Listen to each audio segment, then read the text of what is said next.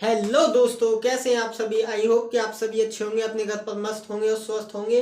तो चलिए 12th class की फिजिक्स की सबसे मोस्ट इम्पोर्टेंट डेरिवेशन हम करने वाले हैं आज सॉल्व। पेपर में कई बार पूछी जा चुकी है, इस बार भी आने के चांसेस हैं।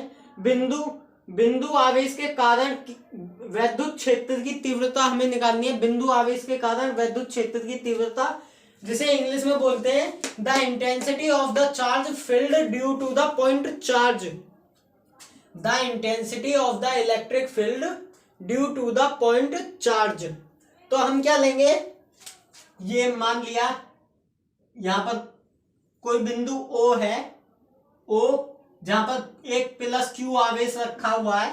इससे R दूरी पर कोई बिंदु P है, जहां पर हम मान लेते हैं एक परीक्षण धनावेश टेस्टिंग चार्ज Q0 रखा हुआ है।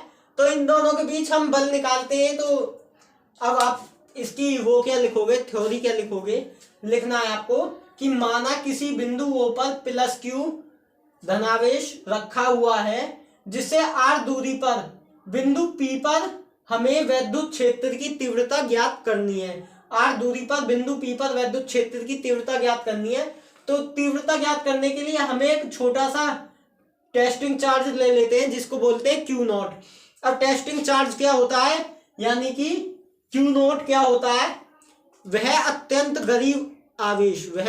गरीब आवेश जो खुद तो कुछ कर ना सके लेकिन दूसरे के किए हुए का अनुभव करे। कहने का मतलब ये है कि आप एकदम कह दें कि आप दादा आदमी हो और कोई एक छोटा बच्चा है और वो कोई उसे मार रहा है, तो आप क्या करोगे कि उसके पास चले जाओगे तो कोई उसे हाथ नहीं लगाएगा। आप कहोगे दादा आदमी है, तो फिर वो आपके सामने अकड़ दिखाने लगता है कि आ जा, इस बार देख लूंगा तुझे, आ जा, इस बार मार दूंगा, फाड़ दूंगा, इस बार इस तरह करता है, क्योंकि उसके पास खुद का आवेश नहीं है, लेकिन वो देख रहा है ना पीछे हमारे सपोर्ट है। तो यही प्रकार हमारा परीक्षण द्रव्यमान का है। तो यहाँ पर हम फोर्स निकालेंगे। इलेक्ट्रिक फोर्स क्या होता है, Fe इजिकल टू कूलॉम चाचा का नियम आपने पढ़ा होगा, 1/4 pi epsilon naught Q0 by R square. ये कूलॉम का नियम तो था। F equal to 1/4 pi epsilon naught Q0 upon R square, यानी कि किन्हीं भी दो द्रव्यमानों के बीच लगने वाला आकर्षण अथवा प्रतिकर्षण का बल दोनों द्रव्यमानों के गुणनफल के अनुक्रमानुपाती, उनके बीच की दूरी के वर्ग के व्युत्क्रमानुपाती होता है। यही तो आपने पढ़ा था। तो देखिए आप क्या पढ़ते हैं, अब लिखेंगे हम थ्योरी।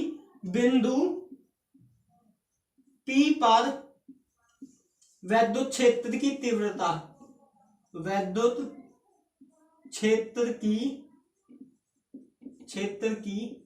तीव्रता।